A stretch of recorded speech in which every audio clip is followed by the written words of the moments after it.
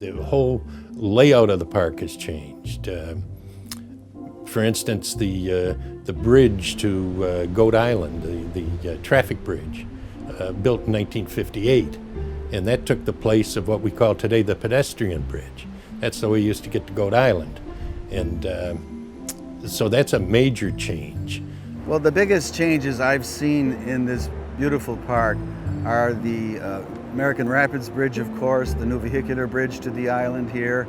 The tower, the observation tower was constructed, the top of the Falls restaurant, the beautiful visitor center in Prospect Park, and the Great Lakes Garden, which I think is a jewel.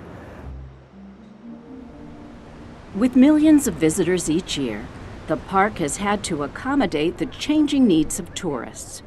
Niagara Falls native and former Parks District Director Mario Pirastru oversaw the construction and renovation of many significant projects.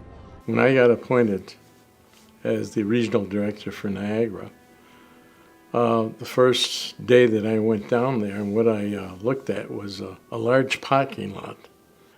Going through our commissioners, George Martin was the chairman of the commission.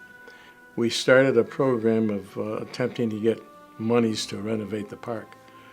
That started, we started that in the 80s.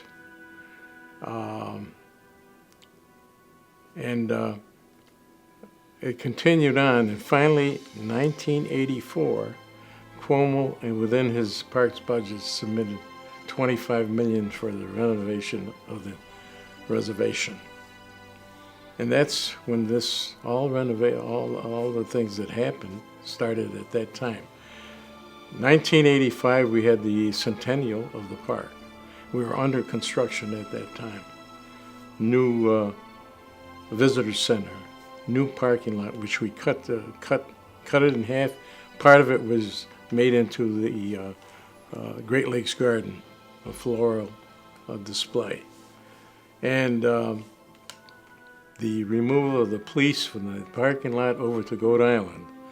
There were so many things that we did with that money. But not all changes to the park have been man-made. Nature has played a leading role. In 1954, we had the largest recorded rockfall ever at Niagara Falls.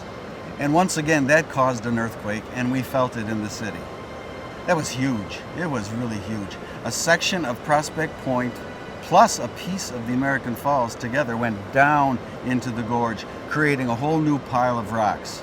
In my time, I think one of the things that really stands out was the collapse of Prospect Point in 1954.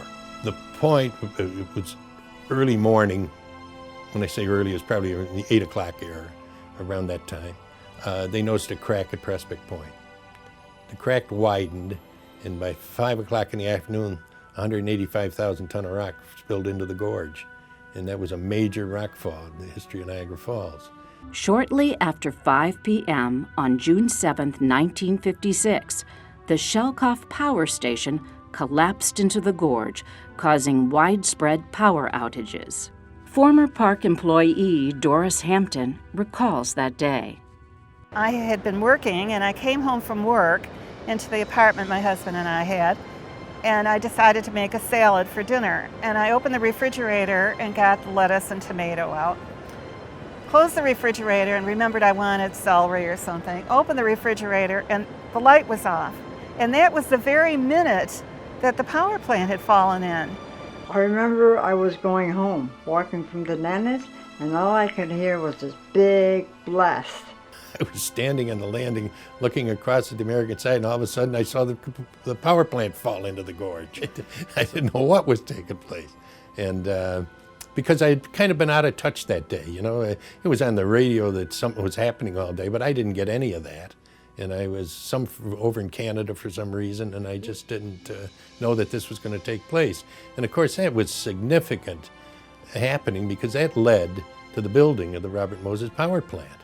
And because of the building of the Robert Moses Power Plant, we got the Robert Moses Parkway in Niagara Falls. We got the new elevator building at Prospect Point. Many, many things happened. Introducing Thompson's WaterSeal waterproofing stain. The seal just got better. With stain and sealer in one and easy-to-choose colors, exceptional beauty and protection have never been easier. New Thompson's WaterSeal waterproofing stain. For all the beauty of Niagara Falls, there have been tragedies and miracles. Young Roger Woodward was rescued by Maid of the Mist employees on July 9, 1960, when the boat he was riding in lost power and was swept over the Horseshoe Falls. Yeah, we were there.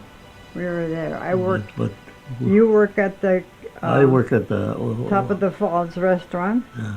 and I worked here at the cave.